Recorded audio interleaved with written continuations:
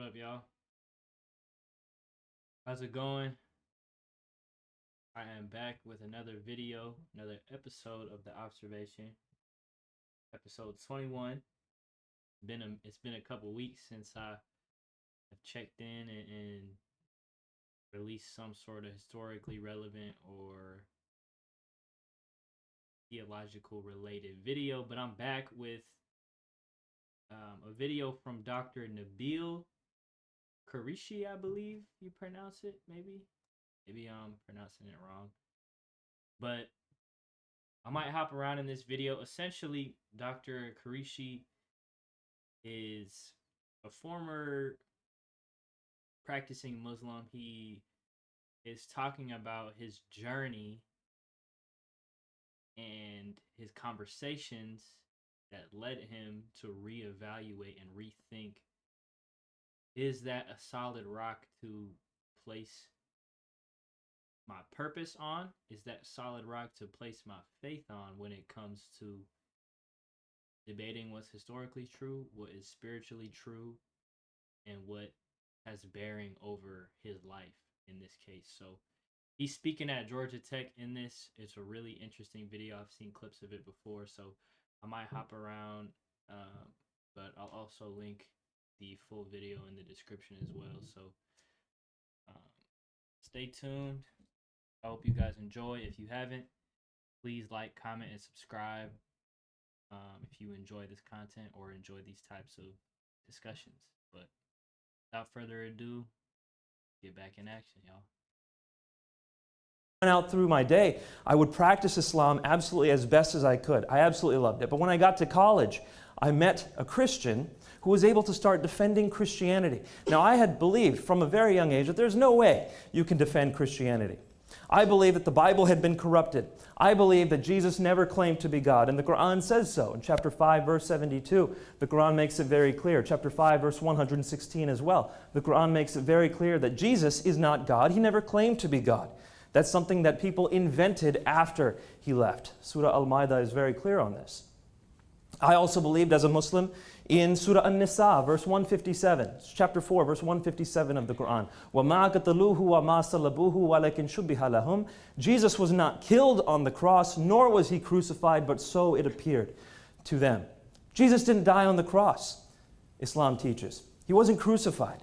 So he's not God. He wasn't crucified on the cross. And surely, if he wasn't crucified, he didn't raise from the dead. So Islam denies these things about Jesus. But Christianity, not only does Christianity affirm those very three things, but it says that you must believe them in order to be saved. Chapter 10 of Romans, verse 9, if you confess with your mouth that Jesus is Lord and believe in your heart that God raised him from the dead, you will be saved. Now work with me for just a moment here. The Quran says Jesus did not die on the cross. He is not God, therefore he is not risen from the dead. Christianity teaches he did die on the cross. He did claim to be God, and he did rise from the dead. Notice then, it's not feasible to say all religions are true. We're making truth claims here about a man who existed in the first century, Jesus Christ. Islam and Christianity is laying claim to him. And Islam saying he did not do certain things, Christianity is saying he did do certain things. Let us have no pretenses about both being true in these matters. One of them is true and one of them is not. Now the foundational claims for Christianity are exactly those claims. Notice the statement here was, if you wish to be saved, if you confess with your mouth that Jesus is Lord and believe in your heart that God raised him from the dead, you will be saved. So these are central matters to Christianity. In fact, I believe that these are the very three matters that determine whether or not you are a Christian. Do you believe that Jesus is Lord? And chapter 10 of Romans defines very clearly Lord as Yahweh, God himself, not just some leader to follow, but God. Do you believe Jesus is God? Number two, do you believe he died on the cross for your sins and then rose from the dead? If you do, you're a Christian, as far as I'm concerned.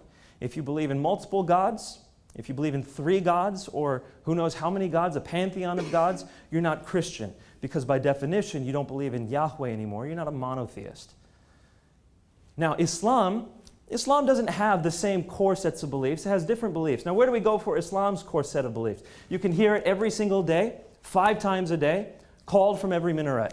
You can hear it every time someone converts to Islam. The Shahada, La ilaha illallah Muhammad Rasulullah. There is no God but Allah, and Muhammad is his messenger. By saying this, if someone says it with niyyah, with intention to convert to Islam, then they are a Muslim. So this is what you need to say if you want to be a Muslim. And basically, this is what Muslims hear as soon as they're born. When I was born, which was a wonderful day, just ask my parents. When I was born, my father first recited into my ear the adhan, which starts with the takbir, Allahu Akbar, and then it continues, Ashhadu la ilaha illallah, Ashhadu anna Muhammad Rasulullah, which is essentially the shahada. It was the first thing I ever heard in my entire life. And my parents and my imams, they all taught me that when I die, or as I'm dying, I should recite the shahada again, so that angels will usher me into heaven. And many, many Muslims recite the shahada as they're on their deathbed. So literally, their lives are encompassed by the proclamation, there is no God but Allah, and Muhammad is his messenger. This is the core claim to Islam. And Muhammad said in Sunan Abu Dawud, he said that any man who recites La ilaha illallah, he is a Muslim, and you are not to excommunicate him from Islam no matter what. So, these are the core beliefs of Christianity, Jesus' lordship, his deity, and his resurrection, and the core beliefs of Islam. There is no God but Allah, and Muhammad is his messenger. So as a young college student, I set out to determine which of these is true. Which of these two faiths, if either, is true? Because, let's face it again, maybe both of them are false. Maybe neither of these two religions is true. Maybe it's something else. But it's interesting that relatively speaking, Islam and Christianity, the two most adhered to faiths in this world, have relatively verifiable claims. What do I mean by that? Relatively speaking, we can take a look at the historical events into the first century to see if these claims about Jesus are true. Did he die on the cross or not? And in fact, Paul says in 1 Corinthians chapter 15, verses 14 and 17, Paul says very clearly, if Jesus is not risen, our faith is in vain. Some of you know this verse. If Jesus is not risen, our faith is in vain. He also says, if Jesus is not risen, we of all are most to be pitied. In other words, Christians who believe that Jesus rose from the dead, if Jesus didn't actually rise, people should take pity on us because we're believing a lie. We have faith in a falsehood. So this is something that if it did not happen, Christianity falls flat, and it's false. Also, did Jesus claim to be God or not? Important matter, extremely important matter. Because based on the view of the gospel, Christian soteriology, Jesus must be God in order to pay for the sins of mankind. It doesn't work for a man to die on the cross and pay for the sins of all mankind. That doesn't make any sense at all. That's like me walking up to Obama and saying, hey, Obama, I realize that the government debt is 17 trillion, but let me give you my bank account and we'll call it square. It doesn't work, because that doesn't pay for the trillions and trillions of dollars of debt. And similarly with Jesus, if he was just a man, his death would not pay for the lives of the billions and billions of people on earth who have sinned. But if Jesus is God, all of a sudden God, well, his bank account's infinite. He can pay for anything, infinitely times over. So whether or not Jesus is God is very important. Now, how can we test whether or not Jesus is God? This is an important question. Don't forget, as a Muslim, this is one of the things that really, really mattered to me. Is Jesus God or not? Because if he is, the Quran is wrong. And I never believed it was possible the Quran could be wrong. So obviously he did not claim to be God. Now, how do we know whether someone is God when they claim to be God? So coming from more of an agnostic position for just a moment, if some man walks into a room and claims to be God, now I went to medical school, I saw people walk into the hospital and claim to be God all the time. This was normal, and I would say to them, well, good for you, we have a room for you. Just come on in, it's padded, it's locked, you'll love it. It's normal for people to claim to be God. Usually they're hallucinating or they're delusional, whatever it is. Now, if one of them says to me, no, Nabil, listen, I am God, and they're going to kill me. And 3 days after I die, to prove to you what I am saying, I will raise myself from the dead. Now we have something to watch. Now we have something to verify this on. Because if someone dies and rises from the dead, then I'm going to listen to what they have to say, especially if they prophesied that. And if there's anyone I'm going to listen to about the afterlife, it's the person who's been to the afterlife and has come back. Now, where does Jesus say this, by the way? This is in the book of Matthew. People ask Jesus to show them a sign. Now, keep in mind, Jesus has just done an exorcism. He's shown them something miraculous. So when they ask him for a sign, He says, he basically is implying, didn't you just see what I did? But his response to them is, an evil and adulterous generation asks for a sign. I'm not going to give you any sign except for the sign of Jonah. For just as Jonah was in the belly of the whale for 3 days and 3 nights, so shall the Son of Man be in the heart of the earth. In other words, in order to prove to you what I'm saying, you're asking me for a sign, I'll show you one sign. I will be dead in a grave for 3 days, in Sheol, in the heart of the earth for 3 days. And then I'll come out. Just as Jonah came out of that whale, I will come out from that grave. That's his claim to prove that Christianity is true. And can we see why then the resurrection is so important to the Christian faith? Can we see why then we have to see whether this actually happened? We have to investigate the evidence. It's our duty. As 21st century, historically minded people from the West, we're not people who just generally believe what we're told. We're skeptical about pretty much everything. And so it's our duty, if we're going to believe this, to have a reason for the belief that we have. And in fact, the Bible tells us to have a reason for the hope that lies within us. That's 1 Peter chapter 3, verse 15. If anyone says to you, we're supposed to believe these things on faith, they have not understood the biblical term faith. The biblical term faith is trust. And basically the type of faith that Christians are called to have is a faith in someone they know. In other words, you're supposed to know God. You're supposed to know what He's done and then have faith. You're supposed to trust that He will stay true to His promises.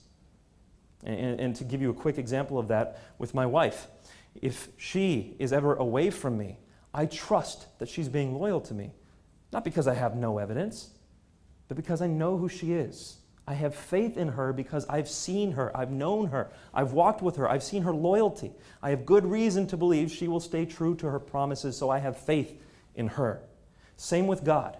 We're not just supposed to randomly believe what preachers tell us. We should ask them, what good reason do we have to believe what you're saying? That's why the Bible says, test the spirits. We're not supposed to randomly believe things. When we have good reason to believe in someone, then we have faith in that person because of those good reasons. That's the faith we're called to have. So the Christian faith is based on the fact that we have good reasons to believe the core claims. Jesus died on the cross. He rose from the dead. He claimed to be God. Now with Islam then, how do we investigate Islam? I investigated Islam after 3 years of investigating Christianity. I investigated the historical method first. This is all while I was in the university and in medical school. I decided to learn how to study history, and I would meet with historians and I'd ask them, how does one study history? How can one know when something is true or not? And they would teach me various criteria of the historical method. And we can go into details on the criteria for the historical method if you'd like. We can do that on the Q&A. But I'll essentially end just by telling you this. The way we look into history is we look at the earliest, most reliable sources regarding that event or that person that we're investigating. We determine what the biases are, because keep in mind, every single work is biased. Regardless of whether it's a newspaper, which we often see as relatively unbiased, that's false, it's biased. Or if it's a personal testimony about someone's friend, that's also biased. Everything has biases and angles. So we got to see what's the earliest, most reliable source that discusses an event, determine what its biases are, whether we can see past those, how reliable it is, and then draw our conclusions. So, with Islam, what were the 2 things that I decided to look at? Well, the Shahada is La ilaha illallah Muhammad Rasulullah. There's 2 things there. There's Allah and there's Muhammad. So how can we take a look into Allah and how can we take a look into Muhammad? Well, the first, I would say, is the Quran. You go to the Quran to see what Allah is like, who He is, what His claims are. And as a Muslim, I offered a few arguments that the Quran is divinely inspired. And there are other arguments that people use that I didn't use, which we will also take a look at briefly tonight. And the other sets of arguments I used was on Muhammad. I believed, having been raised as a Muslim, that Muhammad was the best man who ever walked this earth. Al-Insan al-Kamil, the perfect man. This is the man who's the perfect exemplar. And as I was taught Muhammad and I was taught Islam, Muhammad was the most peaceful man who ever lived. He's the most generous man who ever lived. He's the most loving, the most kind, the most humble. He took care of women, he took care of orphans, he took care of widows. Muhammad was the best statesman, he was the best diplomat, he was the best general. It doesn't matter what epithet you throw at him, he deserves it because he's Muhammad. He's the chief of the prophets. That's what we believed. But what do the earliest sources say about Muhammad? And how reliable are those sources? We're going to take a look at that tonight. And we're going to take a look at the sources for the Quran. So I hope that gives you a good overview of what we're going to be discussing. First, let's start with Christianity. What are the sources regarding Christianity? And some of you might be even asking, Nabil, why should I even believe Jesus is real? Why should I ever even believe that he's a man who existed? The first thing I'm going to start off by telling you is that it is incontrovertible, according to the historical principles of investigation, that a man named Jesus existed in the first century. How do we know this? We have over 40 records of Jesus' life from ancient times, describing this man who is essentially a carpenter in Palestine. He didn't have much of anything. He wasn't a centrally important figure at the time, yet we have 40 sources that refer to him. You know who the emperor was at Jesus' time? Someone shout it out. Tiberius. Good. Tiberius was the emperor of Rome at that time. Now, this is a man who obviously we should have a lot written about. We can expect tons and tons of records about this man, can't we? The historical records contain Tiberius' name by 10 different individuals. That's it. 10 for Tiberius, the emperor of Rome, 40 for Jesus.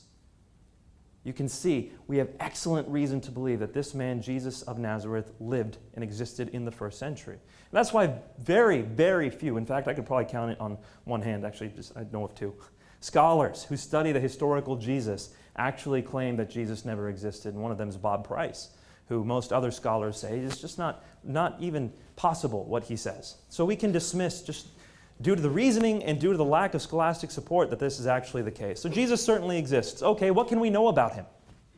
Well, of the scholars that study him, and keep in mind, there is an entire area of historical studies called historical Jesus studies. So we have scholars who've been studying this on all sides. These aren't all Christians by any means.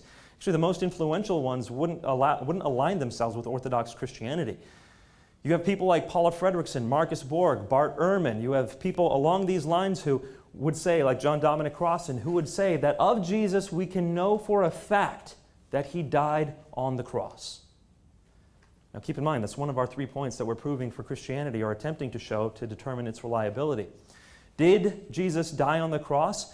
The scholars who study his life, regardless of whether they're atheist, Buddhist, agnostic, Hindu, Christian, it doesn't matter. They all conclude that Jesus died on the cross. Now, if I left it there, it would be an appeal to authority, and we're trying to be academically rigorous tonight, so I'm not going to do that. I'm going to give you some of their reasons why they believe Jesus died on the cross, but we're going to keep it brief because scholars are unanimous on this issue. By the way, it's not just them. Even Muslim scholars will argue that Jesus did die on the cross. How many of you heard of Reza Aslan's book recently, Zealots, that came out this year? A few of you? Reza Aslan's a scholar who has studied the historical Jesus. And as a Muslim, he says, yes, Islam denies Jesus' death on the cross, and I am a Muslim, but I confirm that Jesus' death on the cross is historically certain. In fact, he builds his whole book off the fact that Jesus died on the cross. So even as a Muslim, he says Jesus died on the cross. So why? Why do they say this? Well, because first off, all the evidence that we have, all the records of Jesus' life, which talk about his death, indicate that he did die. If they say anything, it says that he did die on the cross under Pontius Pilate, which is why Paula Fredrickson says, if there's anything we can know about Jesus, anything at all, it's this, that he died on the cross under Pontius Pilate. If you go away from Christian records, you go to Jewish records like Josephus, we can also see in the first century that non-Christians are saying Jesus died on the cross. We go to Gentile scholars, they are also agreeing that Jesus died on the cross. And in fact, we also have some of them saying that these people believe he is risen from the dead. We'll get to that in just a moment. So we have excellent reason to believe Jesus died on the cross because all the records point to that. Plus, if you study the historical process of crucifixion, nobody ever in the entire history of the Roman process of crucifixion, no one ever survived a full Roman crucifixion. Oh, they were crucifying people by the hundreds, especially when it came time around Jesus' time, all the way till the fall of the temple. They were crucifying people by the hundreds to make a point. That if you rebel against the Romans, we will humiliate you, we will torture you, and we will destroy you and your people. And that's exactly what was happening to all the Jews who were amongst this rebellion that happened at the late 60s, beginning of the 70s, in the first century AD. Not a single one of them survived the process of crucifixion. Why? Well, first there's a flogging process. And this flogging isn't light. It's not like caning. The flogging process went with a Roman flagrum. Now, if you understand what a flagrum is, it's a whip that has 6 leather cords that come off of it. And each of those leather cords has leather balls at the end with shards of bone and metal dumbbells. As a person would be whipped, this whip was designed to cause extreme vasodilation on the skin. You have those metal dumbbells there for that reason, to bring the blood vessels, to bring lots of blood to the fore, to bring pain receptors to the surface. And then those bones, those shards of bones would latch into the skin and rip it off. So you would bleed more blood than you otherwise would. That's how this whip was designed. Oh, this whole process of crucifixion was designed to be as painful, as torturous as possible. Cicero, I believe it was Cicero, who said that let no Roman citizen even think or hear the word crucifixion. And Roman citizens were not allowed to be crucified. This was reserved for the most treacherous criminals. Not a common criminal, the worst criminal. It was also said that arteries and veins were laid bare during the process of the of the flogging. That people's intestines often fell out because their abdominal wall was ripped open. This was horrific, and people often died during the flogging process. It's called the pre-death for that very reason. And in the case of Jesus, we know that something happened. According to the Gospel of John, Jesus was flogged more than normal because Pilate wanted to bring Jesus back in front of the crowd and say, look, we've flogged him. Do you still want to crucify him? We've punished him. And they say, no, crucify him. It would stand to reason that he flogged him more than they thought they would in order for him to say, okay, let's go ahead and release him. But they said, no, let's crucify him. Let's move on for just a moment. This process of flogging would often leave someone devoid of skin. Their skin would be falling off in ribbons. As they're carrying the cross, they're not carrying it with a loincloth on, with skin on their body. No, their skin's hanging off in tatters. And they're naked, made to parade through a group of people. And once they're finally nailed on the cross, they're nailed through the interosseous space here between the radius and the ulna. It's because that is where the force of the weight could be held. If someone was nailed through the hands would just rip and someone would die that way. The reason why it says hands in some places is because in those times they referred to this whole area as hands. They're nailed through here, right through the median nerve, the major sensory motor nerve of the hand. If you are nailed through that place, you immediately lose all use and sensation of your hand. Then you're nailed through your feet. A 7-inch nail goes through both your feet. Why? Because if someone were just to hang on the cross, they would have no way to breathe out. As they sink back down, they'd breathe in and they'd have to push to breathe out. Well, what are they going to push against? A nail through their feet. It's to prolong the torture. It's to prolong the death. And when they finally wanted to kill you, they'd break your knees so that you couldn't push up anymore and you'd asphyxiate and die. Or they would stick a spear through your heart. That was a way to be sure that you'd be dead. Or they'd crush your skull with a hammer. Or they'd light your body on fire. Or they'd take your body and feed you to dogs. They were going to make absolutely sure that you died. That was the whole point. And no one in all of Roman history survived a full crucifixion. There y'all. Man, a lot of great stuff that Dr. Karishi has shared from a historical perspective. My main takeaways are threefold, right? Historically, in his description, unless you're just being facetious, unless you're being a unrealistic skeptic, you have to contend with the contemporary facts that the Bible is the most historical document when looking at the life of Jesus. And it is historically accurate. It's not just fairy tales, if you are being intellectually honest, right? Now, historically, the friction begins to appear at the resurrection, right? Because now you have to allow for a supernatural event to enter history. So I want to grapple with this idea of the supernatural. What do we define as supernatural? Resurrecting from the dead. Logically, yes, that is supernatural from what most of us have experienced. But you have whole ideological faiths, i.e. evolutionary theory, contingent, or the Big Bang Theory, contingent on miracles, contingent on the natural doing what it doesn't naturally do. A cesspool of atoms and molecules and amoebas cannot just form into life with conscience without doing something contrary than what we've observed it to do. So, from an evidence perspective, if you're an atheist who doesn't believe in God, but you believe in evolutionary theory, you have to concede that you do believe in the supernatural by how we logically define it. Something that is at odds with what we are able to perceive in experimentation. You cannot perceive the Big Bang Theory in experimentation or evolutionary theory. It makes leaps that it cannot explain. Therefore, it alludes to supernatural in effect, right?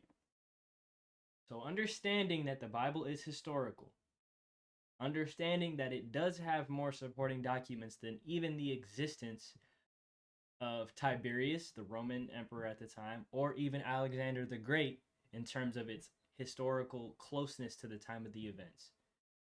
So, you have to concede that, hey, there might be a supernatural. And if not, that the disciples truly believed that they saw the resurrection. You have to accept that being a reality. You might not agree, like Dr. Carisha is saying, that the resurrection actually happened, but you have to agree that they believed the resurrection actually happened and they died for it. They lived for it for the remainder of their lives. You have to grasp why. Why? Did they die for a lie? Did they give up? Did they give up all the things they could have done in this short time we have on earth just to live for a lie and then die for nothing? Is that logically add up to you?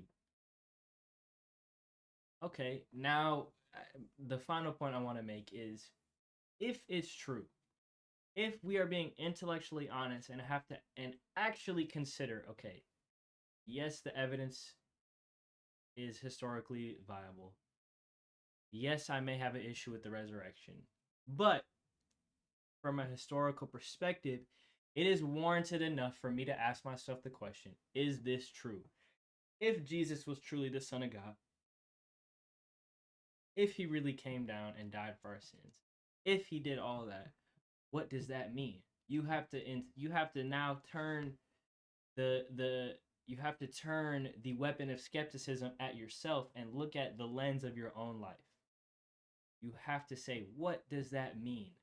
Because what Jesus was claiming is not just for himself. Is not for himself. He came here for the world, right? So you have to ask yourself why. If it's true, why? If it's true, what does it mean for me? Because if you really don't, if you hear it and you don't wrestle with that fact, you're not being intellectually honest. And in the case of Karishi, Dr. Karishi, he was trying to be intellectually honest and explore truly what this means. And it led him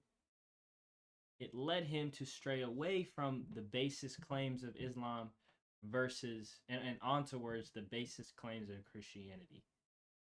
And I will say the meaning that this could have over your life and over how you live your life and your purpose in life will not be displayed through intellectual argument. You could present all the facts, all the history, all the methodology. That is not going to change somebody's heart. So while Dr. Karishi is doing very important work, to anyone watching this, right, if you really have skepticism, you can't just approach it from the intellectual side. You have to assess yourself and say, hey, why am I here? What am I living for truly?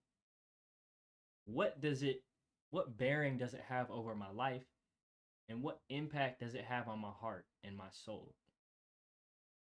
If you truly wrestle with those questions and juxtapose it to the life of Jesus and who Jesus said you are, who did Jesus say you are? You have some real matters to grapple with, and they aren't necessarily intellectually driven, right? They're very spiritually driven because this isn't a battle of flesh and intellect. It's a battle of the spiritual kind. So I'm gonna just leave it there, right? I'm glad that he's taking the intellectual approach because the intellectual approach forces you to grasp with the supernatural and the spiritual side of it. That's the entry point, right? So shout out to Dr. Karishi, man. I mean, great work. It's not glamorous work, right? You know, it's not. Like, people would rather, I fear for the next generation because people would rather do 1,000 different things, right? We're concerned about sports. We're concerned about social media. We're concerned about, professional, making a higher salary. We're concerned about 50 million other things other than the spiritual reality that Jesus has presented in front of us. So I think we have to attack that first and then grapple with the rest of life. But the foundation has to be this. So I pray that anybody who made it to this point in the video really considers this and grapples with this potential truth, wrestles with what this truth could mean over their life, because every religion, as he stated at the beginning, is making a truth claim. Every religion is making a truth claim. And every lack thereof a religion is making a truth claim. But we have to consider, what does that mean for the purpose of our life? But that's it, man. I think I'm gonna wrap it up there. And I'm sorry it's been a couple weeks since I dropped. I hope everybody's been well since I've last posted on here. But if you did make it this far, man, I truly appreciate it. I appreciate you watching and considering, disagreeing. Any dialogue is really the goal. So shout out to you if you made it, man. And if you haven't, consider subscribing, consider liking the video, commenting, and turning on post notifications, just so others can maybe see this and consider it, right? You don't want to live a one-sided life. You want to see all the options. So with that said, it's been your boy Kafa Kid, back with another episode of The Observation, where we talk about what it was and what it is, man. Peace.